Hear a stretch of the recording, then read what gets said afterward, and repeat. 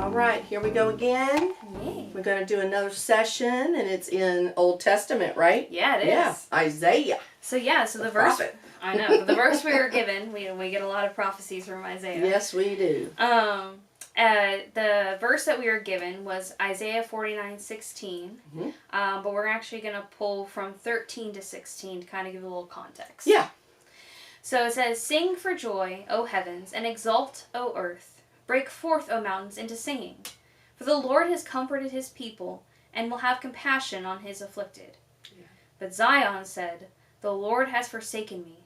My Lord has forgotten me."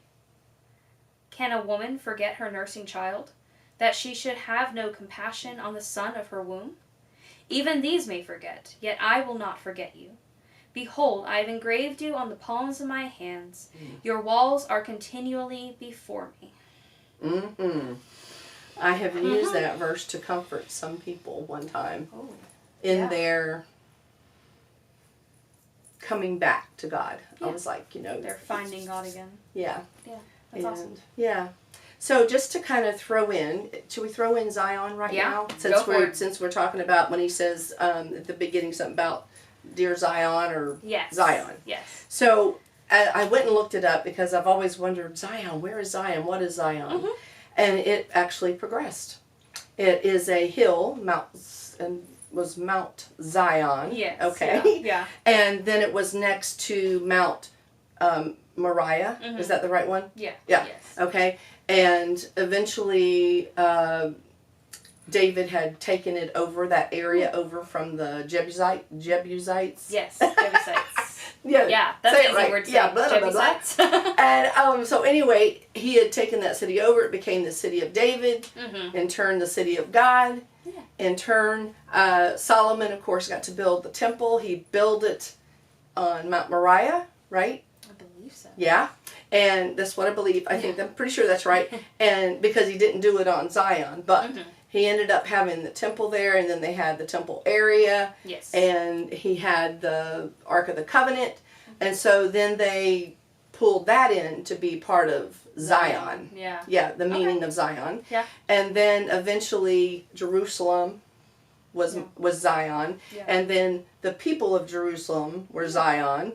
And then eventually it became people, how did I say that? The people of God were considered people of God. Yes. People of God. I mean, there was one more little thing in there, but the people of God are considered part of Zion. Mm-hmm. Yeah. Yeah. So then we have in verse 14 being like, but God's people are like, but he's forgotten me. Oh, woe is me. How many times has they said that? Yeah. Well, has he ever? I have to. Yeah, no, he hasn't. And we have to remember that when we're doing the woe is me and why me, he never forgets us. No, he doesn't. And he says it because of talking about being written in the palm of his hand. Yes. So, Go. Speaking of that. Go, girl. What I thought of and kind of also was backed up by some commentaries and stuff, but I mean, it's talking about Jesus.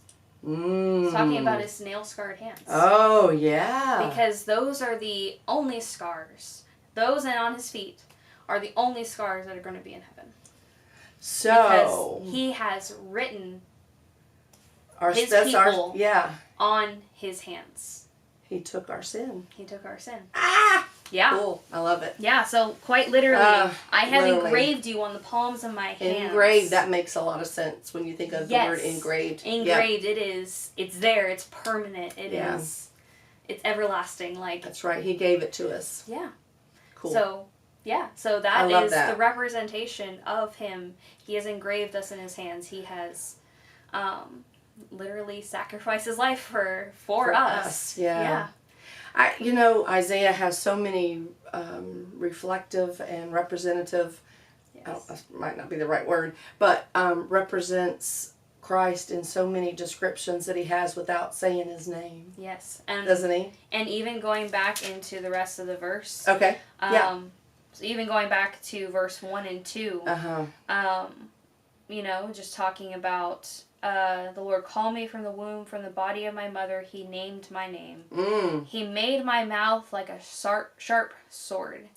And who do we have as a description of having a sharp sword in his mouth? Mm-hmm. But Jesus represented in Revelation. Mm-hmm. In Revelation 1:16, there's it refers to Jesus as having the sharp sword in his mouth. Sharp sword. What was it? 116, 216? Yes. Revelation 1:16.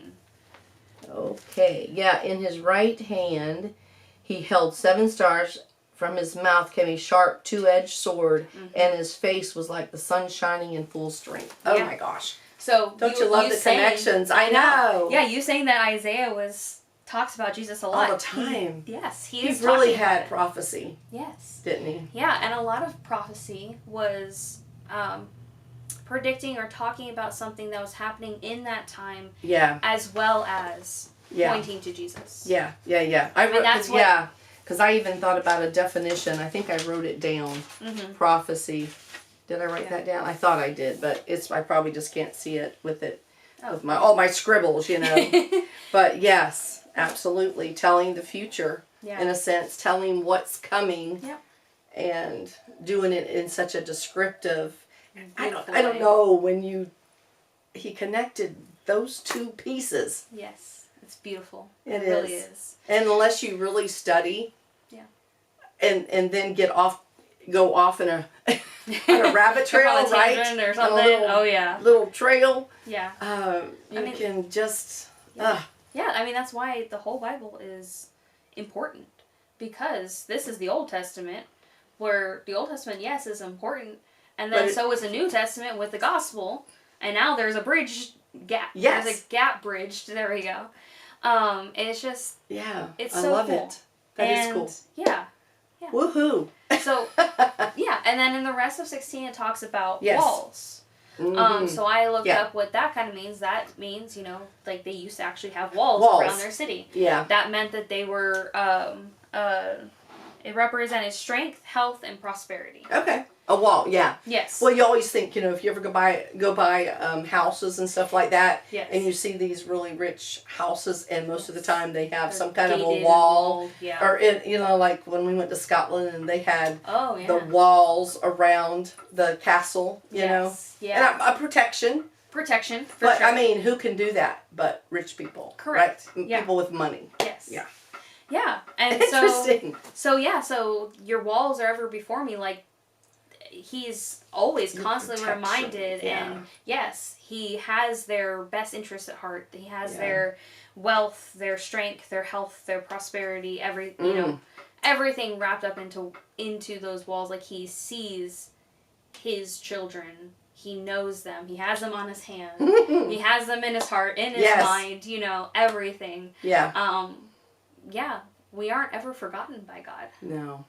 Even though we feel like it sometimes, I know I have felt like that before. Yeah. And it is because of the lies of the enemy. Yeah. And we listen to those, and it gets into our brain, and all the time God is right there just waiting for us. Yeah. And holding out his hand. And like I said at the very beginning, I remember a girl going to the altar one time, and then she came walking back through, and of course she was crying, and I had watched her as a young child grow up, and I've seen her mistakes and the things that she had done and the good things she had done, and I just grabbed her by the hand and I said, I need to show you this. And I said, your hand, you are written on the palm of his hand. I believe that, don't you? Yes. I know, I believed it. That's what God showed me, and I just... Oh, hey, you're obedient to what God was telling you. That's right, and I had to do it, and she probably had some more rough times, but she is absolutely on the right track now, and with just doing very well, working successfully, has great friends, and it's just kind of cool. Yep. Well, yeah, and godly friends, Good. Yeah. And we've talked about it before. Like, just because we start following God doesn't mean everything goes all sunshines and rainbows. No. We're definitely going to have pushback from the enemy. We're going to have hard times, but we know that we can rely on God, and that he's going to help us through it. Mm-hmm. He is going to allow things, and we are to turn and ask him for help. Yeah. And he always gives us the way out. Yeah, he does. He does. Absolutely. Yeah. How exciting. Very exciting. I didn't think we'd get that much out of there, but we got a good amount, didn't we? Learned about Zion, learned about what we were just talking about. Engraved on the hands. Engraved on the hands. Yes, I love it. Yeah. Well, listen, we hope that you got a little nugget from our shakedown of Scripture. Our Scripture shakedown. Yeah. And that you can just, I don't know, just put it in your heart and remember that, because that's something to hold on to, that engraved in his hand. Yeah. God never forgets. He never forgets. And so at that spot, I guess we will go, and we will talk to you later. All right. Bye.